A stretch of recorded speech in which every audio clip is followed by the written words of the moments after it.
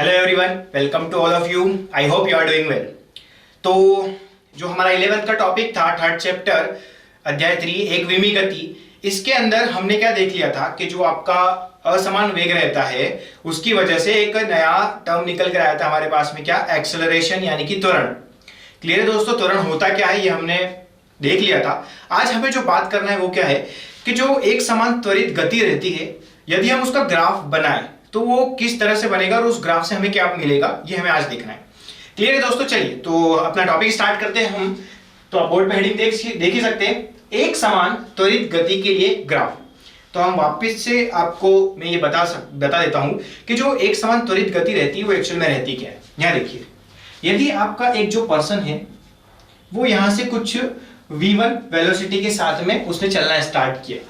अब वो v1 velocity के साथ में चलना स्टार्ट किया और आफ्टर कुछ समय t1 के बाद में जब वो पर्सन इस वाले पॉइंट के ऊपर पहुंचा तब उसकी जो वेलोसिटी थी वो कुछ v2 थी। और ये जो इस t1 टाइम के अंदर ये जो वेलोसिटी में चेंज हुआ है इसी को एक्सेलरेशन नाम दिया था। यानी जो एक्सेलरेशन रहेगा वो क्या रहेगा, v2 माइनस v1 अपॉन में t1। क्लियर है दोस्तों? चलिए, अब ये जो पर्सन था अगले टाइम t में, यानी कि ये t1 और अगला भी वापस t1 ही लिया आपने, यानी कि दोनों टाइम सेम होने चाहिए। अगले टाइम t1 में ये पर्सन कुछ यहां पर पहुंचा और इसकी जो वेलोसिटी थी वो कुछ v3 थी। अब इस वाले पॉइंट से लेके इस वाले पॉइंट तक का जो एक्सेलरेशन निकल कर आया v3 माइनस v2 अपॉन में t1। और अगर मैं कहूं ये a1 और a2 अगर ये दोनों बराबर हो जाए तो इसी को हम कहते हैं एक समान त्वरित गति। यानी समान समयांतराल में किसी व्यक्ति की वेलोसिटी में जो परिवर्तन हो रहा है यदि वह भी समान है तो ऐसी गति को हम क्या कहेंगे, एक समान त्वरित गति। जब कोई व्यक्ति इस प्रकार से गति कर रहा था, किस टाइप से कि उसकी जो वेलोसिटी में समय के साथ में जो चेंज हो रहा था वो एक समान हो रहा था, तो हमने इसका एक ग्राफ बनाया। ग्राफ कैसे बनाया? वेलोसिटी और टाइम का हमने क्या बनाया, एक ग्राफ बनाया। क्लियर है दोस्तों? चलिए, तो इसका जब हम ग्राफ बनाते हैं तो हमें कुछ ऐसा मिलता है। इसको हटा रफ कर देता हूं मैं, ये आपको समझ में आ गया था?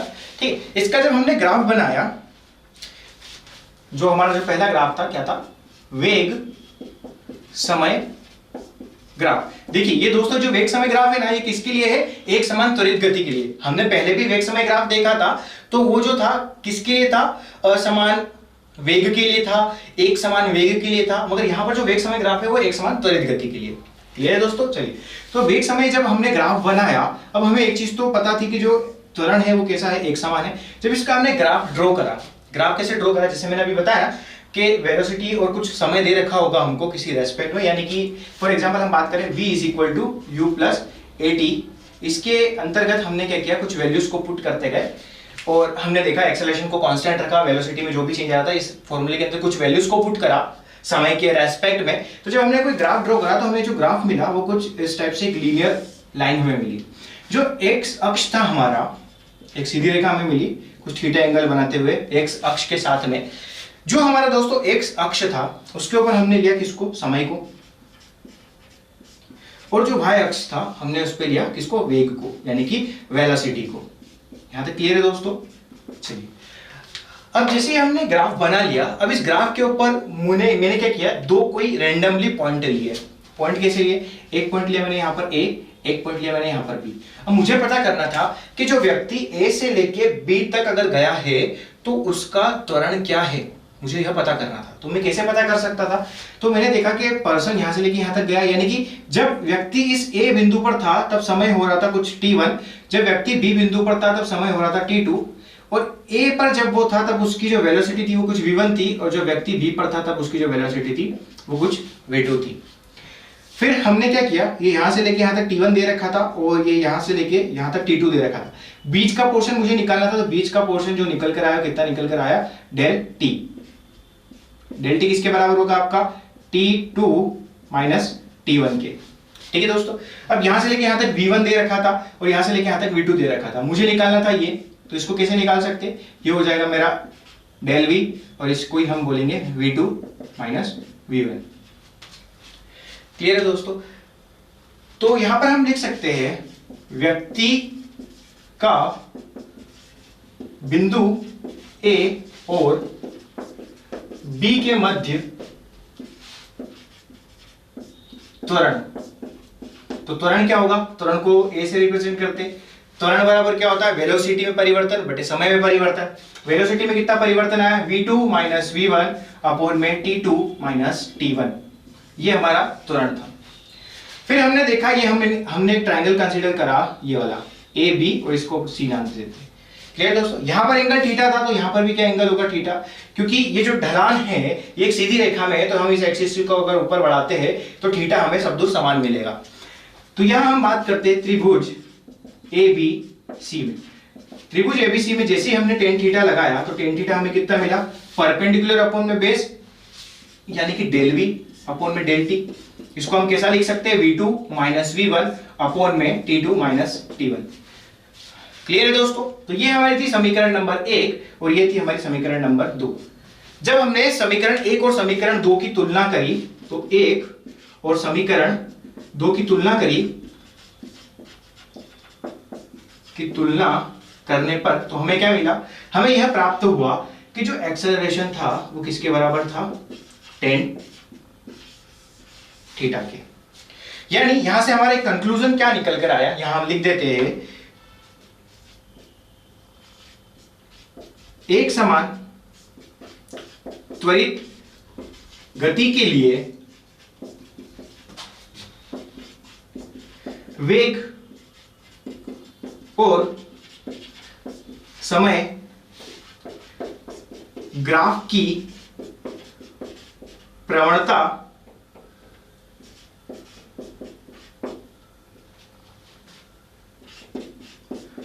त्वरण के बराबर होती है।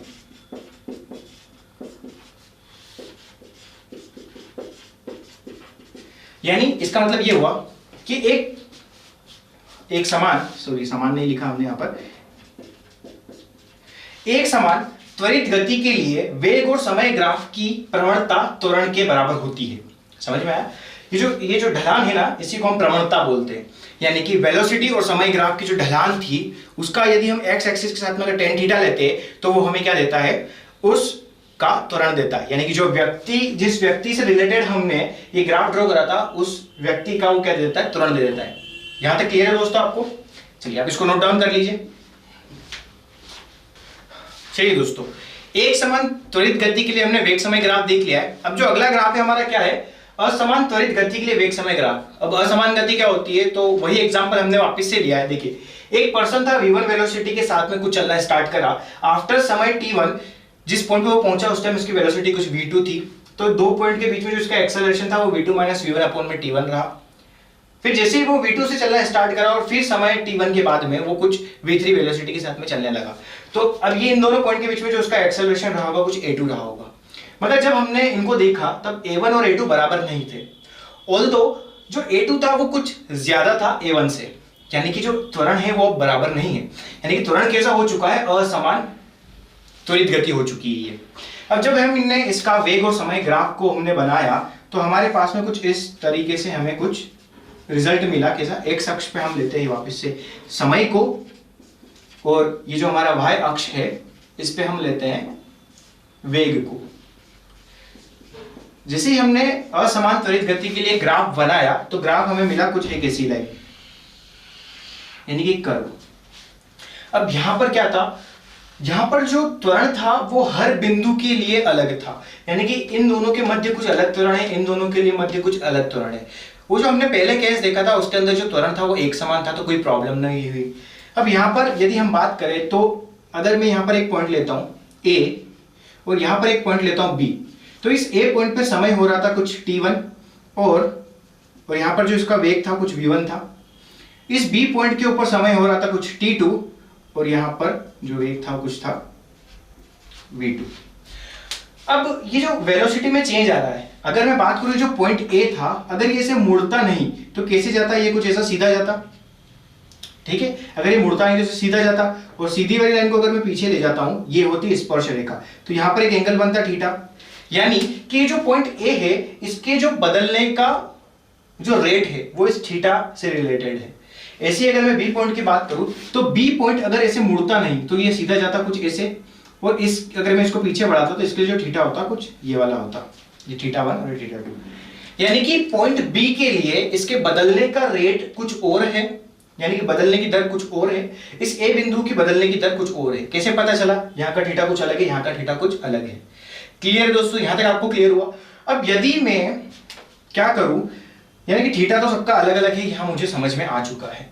अगर मैं क्या करूं, यहां पर अगर मैं वापस से वही वाला ट्रायंगल बनाता हूं तो क्या मेरा क्वेश्चन सॉल्व होगा?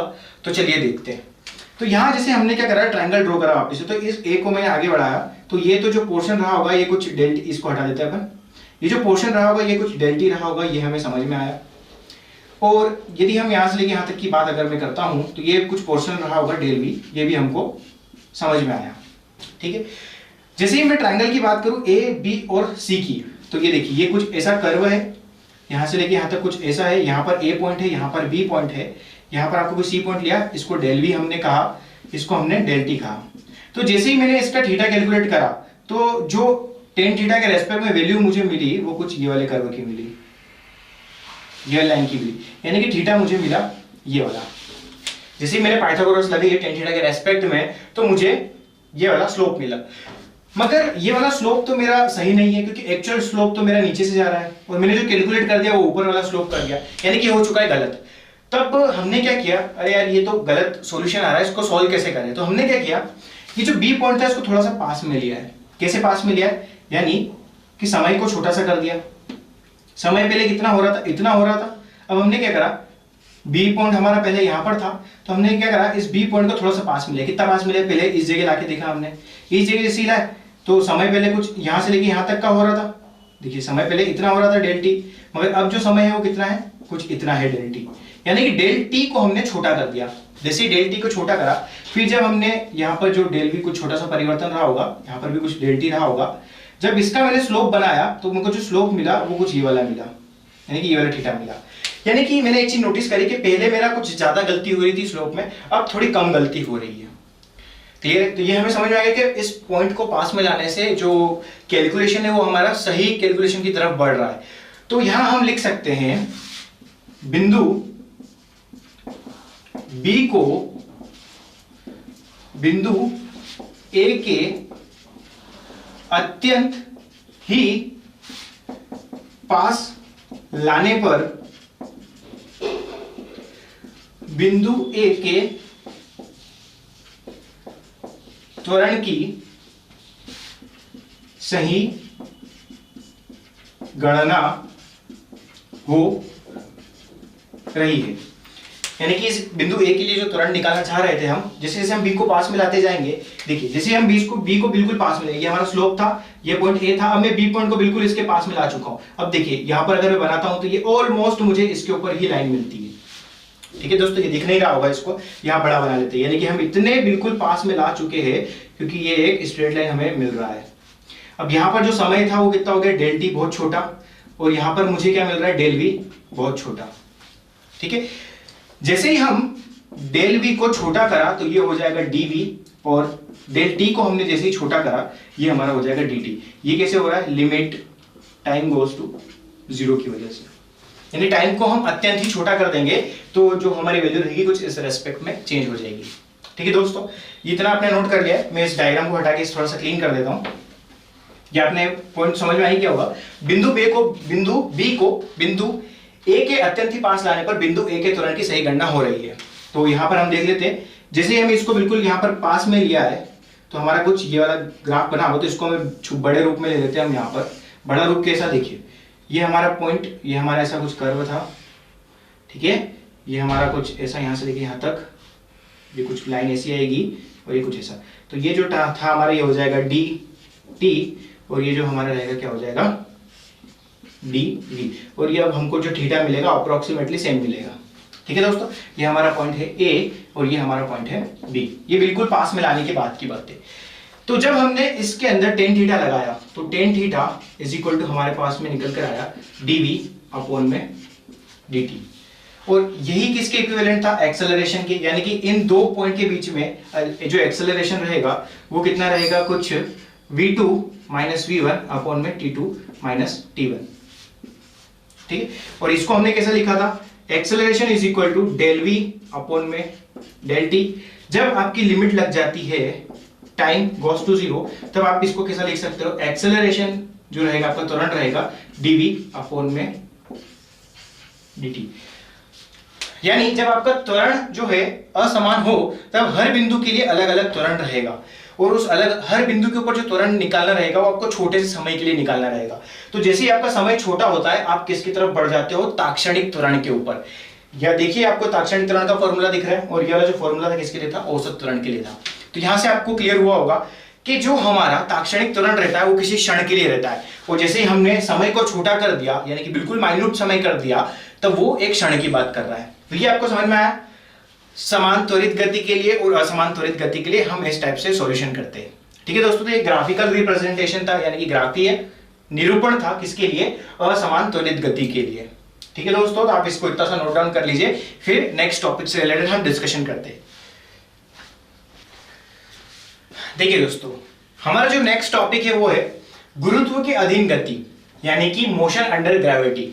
देखिए दोस्तों, आपने क्या किया, एक पत्थर लिया, पत्थर को ऐसे हवा में उछाला। जैसे आपने हवा में उछाला तो पत्थर ऊपर जाएगा, ऊपर जाने के बाद में कुछ समय के बाद वो वापस नीचे गिरेगा। तो नीचे गिरते हुए भी उसके अंदर क्या हो रहा है, एक गति होगी, तभी वो नीचे आ रहा है, यानी कि उसका मोशन हो रहा है। तो जैसे ही पत्थर नीचे गिरता है तो हमने एक चीज को नोटिस करा है कि उसके ऊपर एक बल कार्य करता है। कौन सा बल, गुरुत्वाकर्षण बल। तो गुरुत्वाकर्षण बल की वजह से वो जो पत्थर था उसके अंदर एक त्वरण उत्पन्न होता है। क्लियर है दोस्तों, वो जो त्वरण उत्पन्न होता है वो त्वरण की वजह से वो पत्थर कुछ रफ्तार के साथ में नीचे की तरफ गिरता है। यानी कि तभी आपने देखा होगा कि जो उल्का पिंड रहते हैं, जो आकाश गंगा से गिरकर पृथ्वी के ऊपर आते तो बहुत बड़ा गड्ढा कर देते हैं। जैसे हम बात करें महाराष्ट्र की लूनार झील है, वो लूनार जो झील बनी है वो ऊपर से एक उल्का पिंड गिरा था बहुत बड़ा, वो इतने इंपैक्ट से गिरा कि वहां पर एक तालाब जितना बड़ा गड्ढा हो चुका है, और वहां पर अभी उसको लूनार झील के नाम से जाना जाता है। ठीक है दोस्तों, तो ऐसा क्यों होता है, क्योंकि एक्सेलरेशन की वजह से यानी कि त्वरण की वजह से वो बहुत ही ज्यादा गतिमान हो जाता है और नीचे की तरफ गिरता है। ठीक है, तो यहां आप देख सकते हैं गुरुत्व के अधीन गति के अंदर जो गुरुत्व के अधीन जो गति रहती है उसको हम एक समान त्वरित गति कहते हैं। यानी किसी पत्थर को आपने ऊपर फेंका है ना, तो जैसे ही वो नीचे गिर रहा है तो उसके ऊपर जो लगने वाला त्वरण है वो एक समान त्वरण है। क्यों, क्योंकि जो आपका गुरुत्वाकर्षण है उसकी वैल्यू कितनी रहती है, 9.8 मीटर पर सेकेंड स्क्वायर। ठीक है, और आपका जो त्वरण रहता है उसकी यूनिट भी कितनी रहती है, मीटर पर सेकेंड स्क्वायर। यानी और ये जो g की वैल्यू रहती है 9.8 मीटर पर सेकेंड स्क्वायर। यानी कि जो आपका एक्सेलरेशन रहता है गुरुत्वाकर्षण की वजह से वो कितना रहता है, 9.81 मीटर पर सेकेंड स्क्वायर, इतना एक्सेलरेशन रहता है। और ये जो एक्सेलरेशन रहता है कांस्टेंट रहता है, यानी कि एक समान त्वरित गति होती है गुरुत्वाकर्षण के लिए। अब यहां देखिए दोस्तों, यदि अगर मैं बात करूं आपके पास में पत्थर था, आपने पत्थर को कुछ फेंका तो इसकी जो इनिशियल वेलोसिटी थी कुछ u थी, और यहां पर जब पत्थर था तब उसकी फाइनल वेलोसिटी कुछ v थी। क्लियर है दोस्तों। अब यहां पर यदि हम बात करें तो जो इसके अंदर एक्सेलरेशन लग रहा होगा, ये जो u थी और ये जो फाइनल वेलोसिटी v थी, इसके अंदर एक एक्सेलरेशन लगा होगा। जो एक्सेलरेशन लग रहा था वो किधर लग रहा था, नीचे की तरफ। यानी कि जो ग्रेविटी वर्क कर रही थी वो किधर वर्क कर रही थी, नीचे की तरफ। ये आपका अर्थ था, ग्रेविटी नीचे वर्क कर रही थी। यानी कि एक्सेलरेशन जो है आपका वो किस तरफ है, नीचे की तरफ है। तो जब देखिए वेलोसिटी आपकी ऊपर है, आपका इनिशियल वेलोसिटी भी आपके ऊपर है, तो इनको आप किसी टर्म में लोगे, पॉजिटिव टर्म में। और आपका एक्सेलरेशन जो है वो कैसा है, नीचे की तरफ है, तो आप इसको कैसे लोगे, नेगेटिव में। ठीक है, एक दूसरे के विपरीत है, इसलिए ऊपर वाले को पॉजिटिव ले लिया और नीचे वाले को हमने नेगेटिव ले लिया। इतना क्लियर है दोस्तों। यदि मैं बात करता, आपने पत्थर को फेंका ऊपर से, ये तो हमने नीचे से फेंका, अब पत्थर को फेंक रहे हैं हम ऊपर से।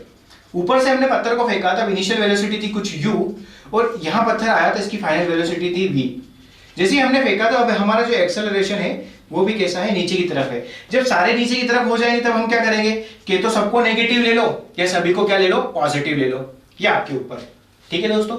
अब हमने एक चीज देखी थी कि गति के समीकरण जो थे एक समान त्वरित गति के लिए, वो भी सारे यहां पर लागू हो जाएंगे। क्यों लागू हो जाएंगे, क्योंकि एक समान त्वरण यहां पर भी।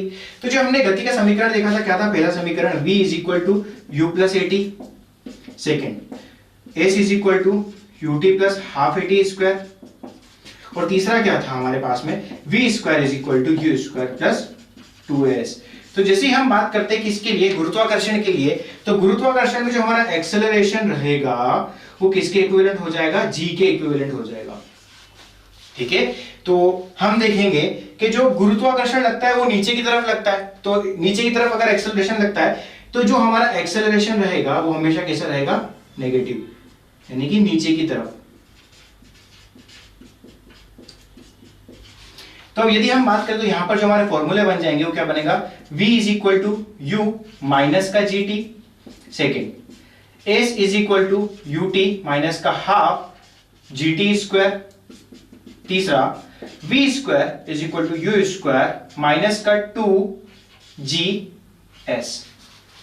ठीक है, तो ये हमारे तीन फॉर्मूले हैं। आप इसको नोट डाउन कर लीजिए, स्क्रीनशॉट ले लीजिए इसका।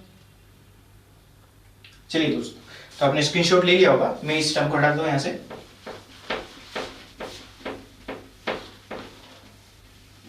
देखिए दोस्तों, गुरुत्वाकर्षण जो लगता है नीचे की तरफ लगता है, यानी कि g is equal to minus का a, और आपके पास में जो समीकरण है ये v is equal to u minus का g t, second s is equal to u t minus का हाफ जी टी स्क्वायर, और तीसरा क्या है आपके पास में, v square is equal to u square minus का 2gs। ये इतना आपको समझ में आया दोस्तों। यदि मैं बात करूं, यदि मेरा जो इनिशियल वेलोसिटी है वो जीरो हो जाए, यदि मेरी इनिशियल वेलोसिटी अगर जीरो हो जाए तो मेरे पास में समीकरण क्या बनेगी, v is equal to g t, ठीक है, और s is equal to half g t square, और v square is equal to 2gs। अगर जो वस्तु है मेरी, अगर ये मैंने ऊपर की तरफ इसको फेंका तो यहां पर माइनस आ जाएगा, क्यों, क्योंकि एक्सेलरेशन जो है ग्रेविटी नीचे लग रही है। ठीक है दोस्तों, अगर मैं बात करूं मेरी जो वस्तु है उसको मैंने नीचे फेंका, तो अब जो ग्रेविटी लग रही है वो कहां लग रही है, नीचे लग रही है। तो इतने से पोर्शन के लिए जो फॉर्मूले रहेंगे वो हो जाएगा v is equal to g t, s is equal to half g t square, और v square is equal to 2gs। बस इसके लिए कंडीशन ये होगी कि इनिशियल वेलोसिटी आपकी जीरो होगी। ठीक है दोस्तों, तो ये आपको समझ में आ गया गुरुत्वाकर्षण की अधीन गति क्या होती है। यदि आपकी वस्तु अपने नीचे से ऊपर फेंकी है तो एक्सेलरेशन लग रहा है आपको नीचे की तरफ, तो उसको आपको माइनस में लेना है। पत्थर को आपने ऊपर से छोड़ा है तो नीचे गति कर रहा है और एक्सेलरेशन भी नीचे लग रहा है, तो आप उसको पॉजिटिव वे में ले सकते हैं। ठीक है दोस्तों, तो आप ये टर्म को नोट कर लीजिए, गुरुत्व के अधीन नियम को। देखिए दोस्तों, यहां पर क्वेश्चन लिखा हुआ है, एक वस्तु को 20 मीटर की ऊंचाई से गिराया जाता है, तो पृथ्वी से टकराने से पहले उसका वेग क्या होगा। पहले तो आप क्वेश्चन को समझिए। क्वेश्चन क्या कहना चाहता है कि एक कोई वस्तु है जो इस पृथ्वी से 20 मीटर की ऊंचाई पर रखी हुई है। क्लियर है दोस्तों, 20 मीटर की ऊंचाई पर रखी हुई है। अब ये जो यहां पर रखी हुई थी, तो इसको किसी ने पकड़कर रख रखा होगा, पकड़कर रख रखा था, तब क्या चल रही थी, नहीं चल रही थी, यानी कि इनिशियल वेलोसिटी इसके पास में कितनी थी, जीरो। क्लियर है दोस्तों। फिर जैसे मैंने इसको छोड़ा तो नीचे गिरी तो जस्ट टकराने से पहले कुछ इस पोजीशन पे आई होगी, और इस पोजीशन पे इसके पास में कुछ वेलोसिटी होगी v, वो हमको निकालनी है। इतना समझ में आया दोस्तों। चलिए, अब जैसे ही इसको यहां से मैंने छोड़ा तो नीचे की तरफ क्या लगने लगा होगा, एक एक्सेलरेशन, यानी कि ग्रेविटी का एक्सेलरेशन लगने लगा होगा। अब हमें फॉर्मूला पता है गुरुत्व के अधीन नियम का, यानी कि हमारे पास में u हमें पता है, v हमें निकालना है, एक्सेलरेशन हमें पता है g के बराबर है, और विस्थापन भी हमें दे रखा है कुछ 20 मीटर। जब इतनी चीज पता है तो मुझे इनको देख के एक ही फॉर्मूला दिमाग में आता है, गति का तीसरा नियम, v square is equal to u square plus 2as। मगर यहां पर हम बात करें गुरुत्व के अधीन नियम की, तो यहां पर हो जाएगा v square is equal to u square plus 2g, और s की जगह यहां पर क्या है, हाइट दे रखी है h, तो हम यहां पर क्या ले लेंगे, h। इतना क्लियर है दोस्तों। चलिए, अब देखिए u जो है वो तो जीरो है, वेलोसिटी है वो भी नीचे की तरफ है, और जो एक्सेलरेशन है वो भी नीचे की तरफ है, यानी कि सब एक ही दिशा में है, तो सब नीचे की तरफ है के, तो मैं सभी को नेगेटिव ले लूं या फिर मैं सभी को पॉजिटिव ले लूं। चलिए, अभी हमने देखा था कि कोई भी चीज नीचे गिरती है तो उसको नेगेटिव लेते हैं, और अगर ऊपर जाती है तो पॉजिटिव लेते हैं। तो अभी नीचे गिर रही सारी चीजें, तो सारी चीजों को हम नेगेटिव लेते हैं, तो ये v क्या हो जाएगा हमारा, नेगेटिव का v स्क्वायर। ठीक है दोस्तों, ये हमारा क्या हो जाएगा, नेगेटिव का u स्क्वायर। क्लियर है दोस्तों, और यहां पर क्या हो जाएगा, माइनस का 2gh। ये समझ में आया दोस्तों? चलिए, अब यहां पर जो रहेगा ना, ये जो नेगेटिव रहेगा ये बाहर की तरफ आपको लगाना रहेगा। चलिए अंदर की तरफ ही लगा के हम इसको सोल्व कर लेते हैं कि वैल्यूज जो रहेगी वो किसके रेस्पेक्ट में आनी रहेगी। देखिए, तो वेलोसिटी की हम बात करते हैं तो हमें फाइंड करनी है, v हमें फाइंड करना है, u जो है वो भी हमें फाइंड, u तो हमें 0 दे रखा था, ये हो गया हमारा 0।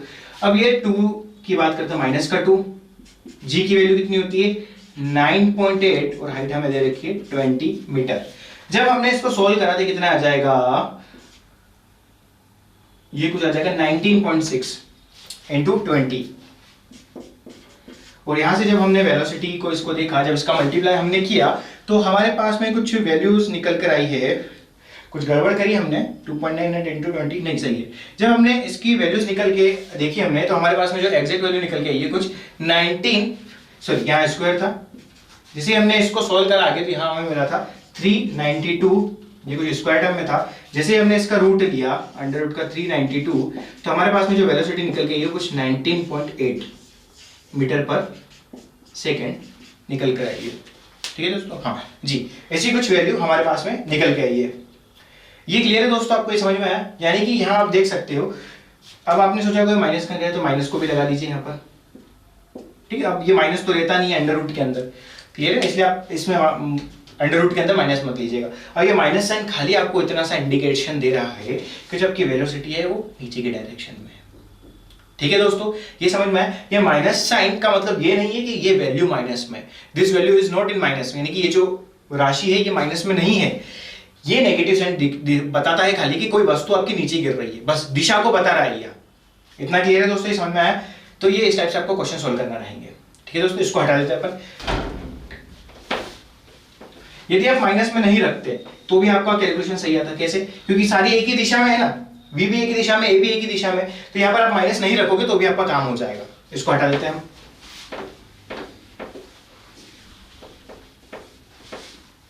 अब आपका जो नेक्स्ट क्वेश्चन है वो कुछ ऐसा बोलता है, देखिए क्वेश्चन ऐसा दे रखा है आपको, एक वस्तु 19.6 मीटर प्रति सेकंड के वेग से ऊर्ध्वाधर ऊपर की ओर फेंकी जाती है। आपके पास में कोई वस्तु है, इसको एक वेग के साथ में ऊपर फेंका है। कितने वेग के साथ में ऊपर फेंका हमने? 19.6 मीटर पर सेकंड के वेग से हमने इसको ऊपर फेंका है, यानी कि इनिशियल वेलोसिटी आपको दे रखी है। फिर क्या बोलता है क्वेश्चन, 2 सेकंड पश्चात पृथ्वी से इसकी ऊंचाई ज्ञात करो, यानी कि t is equal to 2 second पर, ये पृथ्वी से फेंका था, पृथ्वी से इसकी ऊंचाई निकालनी है, यानी कि जैसे हमने पत्थर को फेंका तो कितनी ऊंचाई तक ये पहुंच जाएगा, ये हमें चेक करना है। तो कैसे चेक कर सकते हैं? देखिए दोस्तों, हमें निकालना है क्या, s निकालना है, यानी कि हमें हाइट निकालनी है। हमें दे रखा है u इज इक्वल टू 19.6। जब कोई पत्थर ऊपर की तरफ अगर जा रहा होता है, जिसे पत्थर सपोज कीजिए ऊपर की तरफ अगर जा रहा है, तो नीचे की तरफ क्या लग रहा होगा, एक्सेलरेशन, और ऊपर की तरफ कुछ वेलोसिटी होगी उसकी। ठीक है दोस्तों, इतना समझ में आया? चलिए, अब ऐसी जो फॉर्मूला होता है हमारा, क्या होता है फॉर्मूला, मुझे याद आ रहा है यहाँ पर, s is equal to ut plus half a t square. यहाँ तक क्लियर है? अच्छा, यही क्यों लगाया मैंने? क्योंकि इसके अंदर v नहीं है और हमको भी v गिवन नहीं था। यदि मैं यहाँ पर बात करूं तो s की जगह में h लिख सकता हूं। u कितना दे रखा है अपने को 19.6, t दे रखा है 2, ठीक है, प्लस 1/2 एक्सेलरेशन की जगह g आएगा और t की जगह क्या आ जाएगा अपने पास में 2 का स्क्वायर। अब देखिए एक्सेलरेशन जो है वो नीचे की तरफ है, यानी कि माइनस का g आएगा, तो यहां पर हम क्या लिख सकते हैं, माइनस का g। ठीक है दोस्तों, चलिए, तो h इज इक्वल टू हमारे पास में आएगा 19.6 इंटू 2 माइनस का 9.81 डिवाइड बाई 2 इंटू 2 इंटू 2, इससे कट गया। अब देखिए कितना बच रहा है आपके पास में, 19.6 इंटू 2 माइनस इसको करिए, ये कितना रहा 19.62, सॉरी 19.62। जब आप इसको फर्दर सोल्व कर लोगे तो आपके पास में जो वैल्यूज निकल के आएगी वो कुछ निकल कर आएगी, h is equal to 19.6 metre. जब इसको आप सॉल्व करोगे, इसका मल्टीप्लाई करोगे, इसके अंदर इसको माइनस करोगे, तो जो हाइट निकल कर आएगी कितनी निकल के आएगी 19.6 मीटर। यानी कि जब आप उस पत्थर को नीचे से फेंका तो 2 सेकंड बाद वो कुछ 19.6 मीटर की ऊंचाई पर पहुंच जाएगा। ठीक है दोस्तों, तो आई होप आपको ये लेक्चर पसंद आ गया होगा और आप प्रॉपर नोट्स बना रहे होंगे। ठीक है, तो आप इसको आप नोट डाउन कर लीजिए और आपके नोट्स को अच्छे प्रॉपर बनाइए। तो thank you so much guys, आज का जो लेक्चर है हम यहीं पर समाप्त करते हैं। Thank you.